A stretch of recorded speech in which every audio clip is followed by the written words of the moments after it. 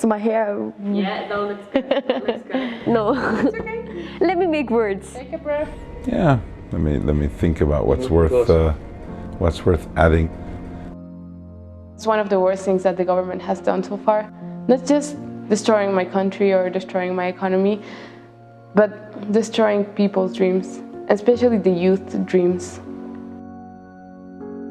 You know, that picture that we always see, the globe with children holding hands, that's not peace.